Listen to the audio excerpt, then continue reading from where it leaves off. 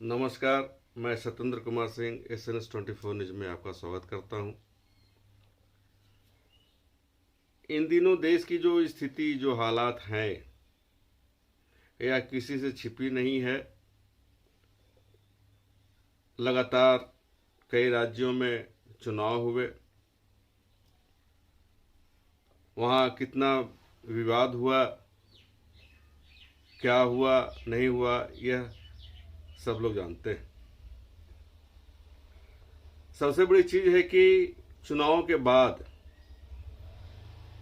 लगता है कि देश की आर्थिक स्थिति काफी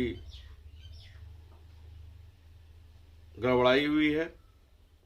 और यह हम नहीं कह रहे, बल्कि देश के प्रधानमंत्री नरेंद्र मोदी जी ने जो पिछले दिनों कहा है, उससे ऐसा ही प्रतीत होता है। क्योंकि उनका ये कहना है कि जिस प्रकार से पूर्वोत्तर काल में देश जब संकट से गुजरता था तो लोग सोने, चांदी, गहने, जेवर का दान करते थे देश हित में।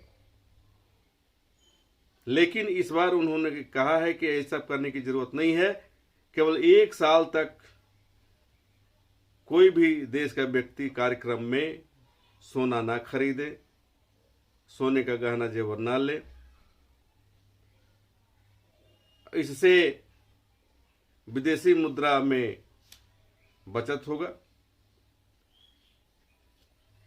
स्वाभाविक तौर पे एक्शन रिएक्शन आना तय था। पहले हम लोग ये सुन लें कि प्रधानमंत्री नरेंद्र मोदी जी ने क्या कहा है, आइए सुनते हैं। एक जमाना था जब संकट आता था, कोई युद्ध होता था, तो लोग देश हित में सोना दान दे देते थे।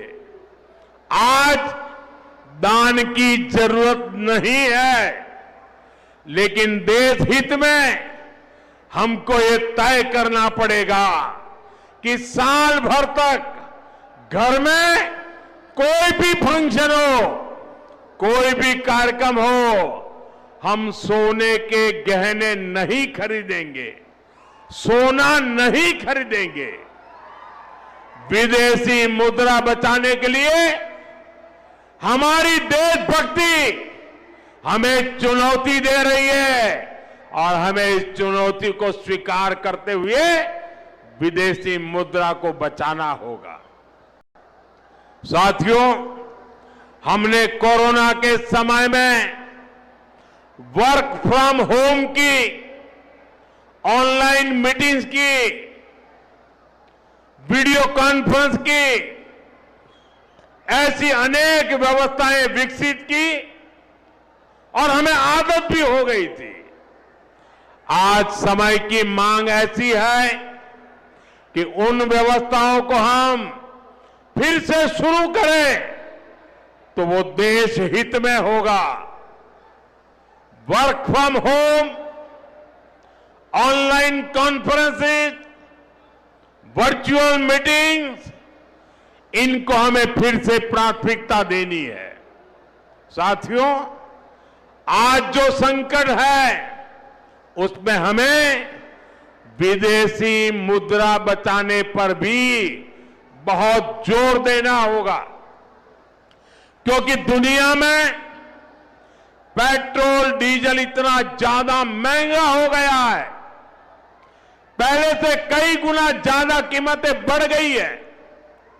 तो हम सबका दायित्व है कि पेट्रोल डीजल की खरीद पर जो विदेशी मुद्रा खर्च होती है, पेट्रोल डीजल बचाकर हमें वो मुद्रा भी बचानी है। अब तो स्पष्ट हो गया कि देश के हालात कैसे हैं। इस पर प्रतिक्रिया व्यक्त करते हुए आम आदमी पार्टी के सांसद संजय सिंह ने जो कहा है वह अभी विचारणीय है। उनका कहना यह है, हालांकि उन्होंने भी कोई गलत नहीं कहा है, उनका कहना यह है कि देश में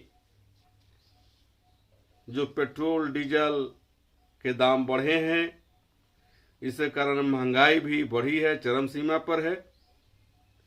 और हालात ऐसे हैं कि आम आदमी के बीच या आम आदमी के लोगों की थाली भी खींची जा रही है, एक तरह से यह समझा जाए। उन्होंने स्पष्ट कहा है कि जो स्थिति बनकर सामने आ रही है और गैस के जो दाम बढ़े हैं, बेरोजगारी, महंगाई देश को तोहफे में मिल रहा है, यह किसी से छिपी नहीं है। यह अलग बात है कि प्रधानमंत्री दूसरे को सलाह देते हैं आप पेट्रोल का कम यूज करें, इस्तेमाल कम करें, खाने का तेल भी कम इस्तेमाल करें, लेकिन उनके रैलियों में जब गाड़ियां चलती है तो अभी पानी से नहीं बल्कि पेट्रोल से ही चलता है। और कितना तेल का खपत होता है इस पर प्रधानमंत्री जी को स्वयं सोचना होगा। भाई सुनते हैं आम आदमी पार्टी के सांसद संजय सिंह ने क्या कहा। भारत के प्रधानमंत्री नरेंद्र मोदी जी ने ये कहा कि 2 महीने से भारत की सरकार यानी कि मोदी जी आपका बोझ उठा रहे थे। अब चुनाव खत्म हो गया तो अब बोझ नहीं उठाएंगे मोदी जी। 5 राज्यों का चुनाव जब तक हो रहा था तब तक आपका बोझ उठा लिया उन्होंने। अब वो कह रहे हैं तेल का इस्तेमाल कम कीजिए, पेट्रोल डीजल का इस्तेमाल कम कीजिए, गैस का इस्तेमाल कम कीजिए, सोना ना खरीदिए, 1 साल तक सोना ही ना खरीदिए, कोई भी शादी हो फंक्शन हो ना खरीदिए। मोदी जी कह रहे हैं खाने के तेल का भी इस्तेमाल कम कीजिए।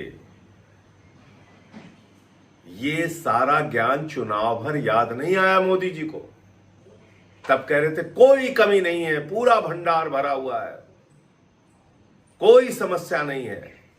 लेकिन जैसे ही 5 राज्यों के चुनाव खत्म हुए, नरेंद्र मोदी जी के कंधे झुक गए। जो कंधे आपका बोझ उठा रहे थे वो मोदी सरकार के कंधे झुक गए। अब वो कह रहे हैं हम आपका बोझ नहीं उठाएंगे। क्या क्या काम किया उन्होंने चुनाव खत्म होने के बाद? कॉमर्शियल सिलेंडर का दाम 993 रुपए बढ़ाया, जिसको रेडी वाले, चाय वाले, छोटी छोटी दुकान वाले इस्तेमाल करते हैं। उस गैस का दाम, सिलेंडर का दाम 993 रुपए बढ़ा दिया और 261 रुपए छोटे सिलेंडर का दाम बढ़ा दिया। 5 किलो वाले सिलेंडर का दाम बढ़ा दिया, जिसको छात्र इस्तेमाल करते हैं, जिसको मजदूर इस्तेमाल करते हैं, जिसको गरीब आदमी, झुग्गियों में रहने वाले लोग इस्तेमाल करते हैं।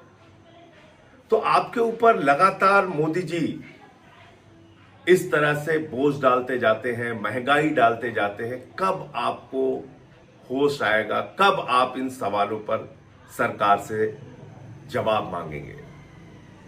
चुनाव भर आपका इस्तेमाल किया जाता है। कभी 10,000 रुपए डाल दिया जाता है आपके खाते में, उसके बाद पटना की सड़कों पर नौजवानों को डंडों से पीटा जाता है।